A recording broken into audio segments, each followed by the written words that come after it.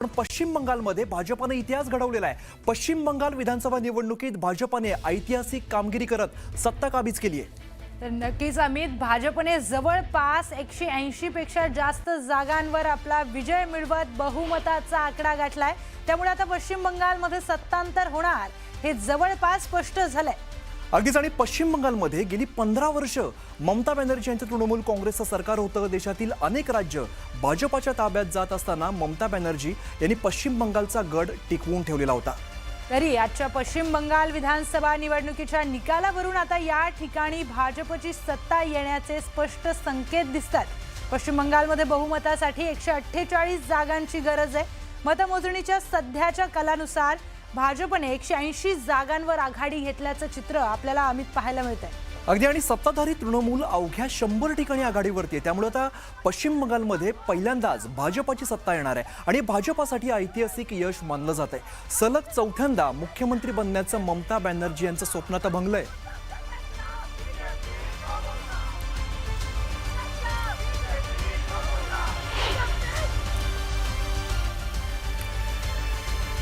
तर पश्चिम बंगालमध्ये अभूतपूर्व विजय भाजपच्या खात्यामध्ये गेल्याचं चित्र पाहायला मिळत आहे। 293 जागांपैकी 195 जागा जवळपास भाजपच्या खात्यामध्ये पडल्याचं आत्ता तरी आकडेवारीवरून समोर येत आहे आणि त्यानंतर दुसरा मोठा पक्ष टीएमसी ठरतोय। पण भाजपने अभूतपूर्व असा विजय पश्चिम बंगालमध्ये मिळवल्याचं चित्र दिसतंय आपल्याला अमित। आता काँग्रेसची जर आकडेवारी बघितली तर फक्त एक आकडा बघायला मिळतो आणि जर इतर बघितले, अपक्ष बघितले तर त्यांचा आकडा 4 आहे। आपण आकडेवारी बघतोय कशा पद्धतीने पश्चिम बंगालमध्ये आत्ताची ताजी आकडेवारी समोर येते आपण बघूया। ममता बॅनर्जींच्या पक्षाला तृणमूल काँग्रेसला 93 जागा मिळत आहेत, भाजपाला 195 जागा दिसत आहेत, काँग्रेसला अवघी 1 जागा आहे, तर इतर आपल्याला 4 जागांवरती बघायला मिळतात। म्हणजे आपण जर बघितलं 293 जागांपैकी आपण ही आकडेवारी बघतोय। निश्चितच अमित, तर पश्चिम बंगालमध्ये मोठ्या प्रमाणात भाजपला जो विजय मिळाला त्या विजयाचे शिल्पकार किंग मेकर नेमके कोण आहेत पाहूयात ग्राफिक्सच्या माध्यमातून। तर पंतप्रधान नरेंद्र मोदी खरं तर विजयाचे शिल्पकार आहेत, पण त्यानंतर अमित शहा यांना ते सगळं श्रेय जात आहे। बरोबर आहे, अमित शहांचा 15 दिवस पश्चिम बंगालमध्ये अगदी मुक्काम होता, जोरदार प्रचार त्या ठिकाणी केलेला होता। 5 वेगवेगळ्या झोनमध्ये अमित शहा तळ ठोकून होते। कार्यकर्त्यांसोबत त्यांनी बैठका घेतल्या, ग्राउंड लेवलवर त्यांनी प्रचाराची धुरा सांभाळलेली होती। आणि प्रियंका, यात जर आपण बघितलं तर 30 महासभा झाल्या, 12 रोड शो झाले, बैठका झाल्या, पत्रकार परिषदा झाल्या। म्हणजे प्रचारात कुठलीही म्हणजे कसर त्यात सुटलेली नव्हती। मोठ्या प्रमाणात बैठका घेत प्रचार करण्यात आलेला होता। अगदी, त्यामुळे पश्चिम बंगालच्या विजयाचे किंग मेकर हे अमित शहा ठरलेले आहेत। त्यानंतर ममता बॅनर्जींच्या पराभवाची नेमकी कारणं काय आहेत ते आपण पाहूयात। पराभवाची कारणं जर बघायला गेलं तर आपण बघतोय सत्ताविरोधी लाट म्हणजेच अँटी इन्कम्बन्सी हा सगळ्यात मोठा मुद्दा होता। कारण सलग 15 वर्ष सत्तेत राहिल्यानंतर पश्चिम बंगालमध्ये टीएमसी सरकार विरोधात सत्ताविरोधी लाट ही निर्माण झालेली होती। अगदी खरं आहे, महिलांवरतील वाढत्या अत्याचारामुळे देखील टीएमसी सरकारवर तेथील महिला जे मतदार आहेत त्यांची नाराजी होती। त्यामुळे अर्थातच त्यांनी बीजेपीला आपली पसंती दिली। आणि एक महत्त्वाची गोष्ट यातली अशी म्हणावी लागेल की अमित शहांची रणनीती आणि भाजपाची आक्रमकता हा सुद्धा टर्निंग पॉईंट ठरला असं म्हणायला हरकत नाही। या सगळ्या निवडणुकीमधला महत्त्वाचा मुद्दा ठरलेला आहे। तर भाजपच्या टीएमसी विरोधातील आक्रमक प्रचाराचा तृणमूलच्या बालेकिल्ल्यामध्ये तृणमूलला फटका बसलेला आहे आणि ममता बॅनर्जींचे भाचे जे आहेत अभिषेक बॅनर्जी यांना आवाजवी महत्त्व दिल्यामुळे टीएमसी मध्ये नाराजी होती। हे सुद्धा आपण प्रचाराच्या दरम्यान किंवा एकंदरीत या सगळ्या कालावधीत आपण बघितलेलं आहे। त्यानंतर त्यामुळे पक्षांतर्गत कलह निर्माण झाला आणि सुवेंदू अधिकारींसारख्या नेत्यांना भाजपमध्ये जाणं हे टीएमसी साठी तोट्याचं होतं। सुवेंदू अधिकारी सारखा एक मोठा नेता टीएमसी नंतर भाजपमध्ये गेला, त्यामुळे टीएमसीला नुकसान झालं आणि भाजपला अर्थातच याचा मोठा फायदा झाला आहे। स्थानिक पातळीवरती टीएमसीच्या कार्यकर्त्यांकडून भ्रष्टाचार असेल किंवा सरकारी योजनांचा लाभ देताना दुजाभावाचे देखील आरोप यावेळेला झालेले होते। अगदी पश्चिम बंगालमध्ये असे आरोप झालेले आपण पाहिले। ममता बॅनर्जींनी केंद्रातील अनेक योजनांची अंमलबजावणी न केल्यामुळे नाराजी देखील पश्चिम बंगालच्या मतदारांमध्ये होती। SIR प्रक्रियेमुळे तब्बल 10% मतदारांची नावही वगळलेली होती। त्यामुळे याचा सुद्धा काहीसा परिणाम आपल्याला सगळ्या निवडणुकीच्या या दरम्यान आपल्याला बघायला मिळतोय। अगदी SIR-मुळे मुस्लिम मतदारांची सर्वाधिक नावं कापण्यात आली आणि त्याचाही फटका थेट TMCला बसल्याचं पाहायला मिळत आहे.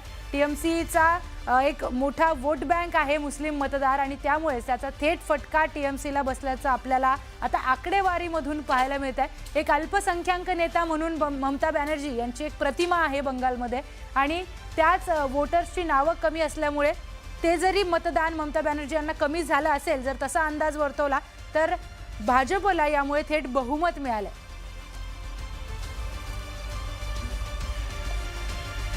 तर ममता बॅनर्जींना अजून सुद्धा विजयाचा विश्वास त्या व्यक्त करतायत. बंगालचा निकाल तृणमूल काँग्रेसच्याच बाजूने लागेल असं ते म्हणतायत. तर अखेरच्या फेरीनंतर विजय तृणमूल काँग्रेसचाच होईल असा विश्वास ममता बॅनर्जी यांनी व्यक्त केलेला आहे. अमित, आपण थोड्या वेळापूर्वीच पाहिलं की ममता बॅनर्जी यांनी त्यांचा एक व्हिडिओ ट्विट केला आणि त्या व्हिडिओमध्ये त्या म्हणतात की शेवटपर्यंत त्यांना विश्वास आहे की पश्चिम बंगालमध्ये विजय हा तृणमूल काँग्रेसचाच होणार आहे. आणि त्यानंतर त्यांनी निवडणूक आयोगावर देखील थेट आरोप केलेले आहेत. मतदान केंद्रावर आम्हाला रोखलं जात आहे, निवडणूक आयोग त्यांची मनमानी करताय असं ममता बॅनर्जी म्हणालेले आहेत. आणि ममता बॅनर्जींना हा खरं तर खूप मोठा धक्का आहे, कारण 15 वर्षांची सत्ता होती, त्यानंतर आता सत्ता आपल्या हातात नसणार आहे. हा सुद्धा धक्का त्यांच्यासाठी मोठा असणार आहे. आणि या दरम्यानच त्यांनी निवडणूक आयोगावरती सुद्धा आरोप केला आहे. निवडणूक आयोग मनमानी करत आहे असं ममता बॅनर्जी म्हटलेलं आहे. मतदान केंद्रावरती आम्हाला रोखलं जात आहे हा सुद्धा आरोप त्यांनी केलेला आहे. अगदी खरं आहे, कारण जेव्हा एक्झिट पोलचे निकाल समोर आलेले होते त्या एक्झिट पोलमध्ये देखील स्पष्टपणे सांगता येत नव्हतं की भाजप पश्चिम बंगालमध्ये जिंकेल की TMC, त्यामुळे हा मोठा धक्का आहे. জানিয়ে বলছি প্লিজ দয়া করে কেউ কাউন্টিং এজেন্টরা এবং প্রার্থী ক্যান্ডিডেটরা তারা ভোটিং এলাকা ছেড়ে আসবেন না। স্ট্রং রুমে যেখানে কাউন্টিং হচ্ছে মানে সেন্টারে সেখান ছেড়ে কেউ আসবেন না। এটা বিজেপির প্ল্যান। প্রথম 2-3 রাউন্ডে আমি কালকে থেকেই বলছি যে ওদেরগুলো আগে দেখাবে, আমাদেরগুলো পরে দেখাবে। এবং অনেক জায়গায় 2-3 রাউন্ড কাউন্টিং করার পরে প্রায় 100টা জায়গায় কাউন্টিং বন্ধ করে রেখে দিয়েছে। এবং কল্যাণীতে ধরা পড়েছে 7টা মেশিন যেখানে কোনো মিল নেই। এটা টোটাল পুলিশ সেন্ট্রাল ফোর্সকে দিয়ে চারিদিকে তৃণমূল কংগ্রেসের উপর অত্যাচার করছে, অফিস ভাঙছে, জোর করে দখল করছে। SIR নামে আপনারা দেখেছেন ভোট লুট করেছে যাতে যে সিটগুলো জিততে পারে। কিন্তু এখনও এমন 70টা সিট আছে, 100টা সিট আছে যেগুলো আমরা এগিয়ে আছি সেগুলো বলছে না। টোটালটাই মিথ্যে নিউজ খাওয়াচ্ছে। আগে DICও এই খবরগুলো দিত, কিন্তু তাকে কালকে চেঞ্জ করে দেওয়া হয়েছে। টোটালটাই ইলেকশন কমিশন নিজের ইচ্ছেমতো খেলছে এবং সাথে কেন্দ্রীয় বাহিনীকে নিয়ে। এবং আমাদের পুলিশরা টোটাল মাথা নত করে কেন্দ্রীয় বাহিনীর আন্ডারে কাজ করছে। সুতরাং আমি সব আমাদের কাউন্টিং এজেন্টদের, আমাদের সমস্ত পার্টির কর্মীদের বলবো অত মন খারাপ করার কারণ নেই। আমি বলেছিলাম সূর্যাস্ত পরে আপনারা জিতবেন। 3 রাউন্ড 4 রাউন্ড কাউন্ট হলেও এটা 14 রাউন্ড থেকে 18 রাউন্ড কাউন্ট হয়, তখন আপনারা জিতবেন। Wait and see, watch. আমরা সবাই আপনাদের সাথে আছি, আপনারা কেউ ভয় পাবেন না, নিশ্চিন্তে থাকুন। আবার বাঘের বাচ্চার মতো লড়াই করে যাব। तर पश्चिम बंगालमध्ये सत्तांतर होणार हे जवळपास निश्चित झालेलं होतं. अशामध्येच अमित शहांचा प्रचार सभेदरम्यानचा एक व्हिडिओ व्हायरल होतोय. या व्हिडिओमध्ये ते विजयाचा विश्वास व्यक्त करत असताना ममता दीदींना पायउतार व्हावंच लागेल असं ते भर सभेमध्ये सांगतायत. तो व्हिडिओ सध्या जोरदार व्हायरल होताना दिसतोय. आपण तो व्हिडिओ पाहूयात. 4 मई को सुबह काउंटिंग चालू होगी। 8 बजे बैलेट बॉक्स खुलना शुरू होगा। 9 बजे पहला राउंड, 10 बजे दूसरा राउंड, 1 बजे काउंटिंग समाप्त और दीदी टाटा गुड बाय।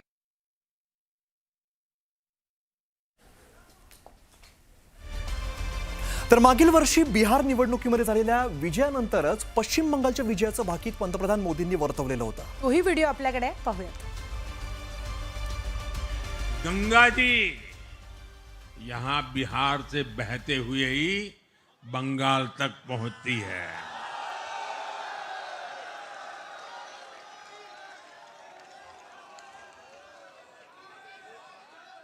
बिहार ने बंगाल में भाजपा की विजय का रास्ता भी बना दिया है।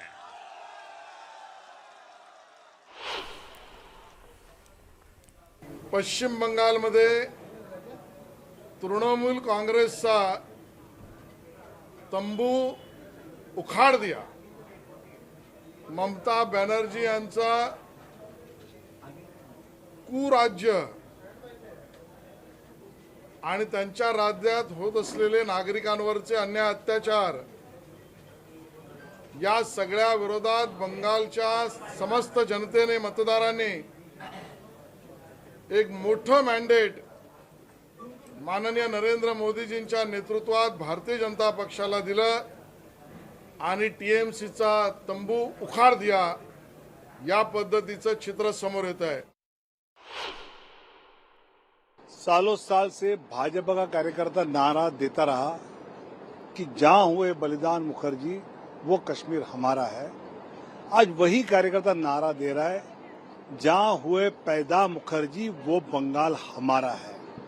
यहाँ विकास की राजनीति चलेगी, तुष्टीकरण चलेगा नहीं, दादागिरी चलेगी नहीं या दीदीगिरी चलेगी नहीं। यहाँ विकास चलेगा और बंगाल की जीत ये देश के सुरक्षा के लिए अहम थी।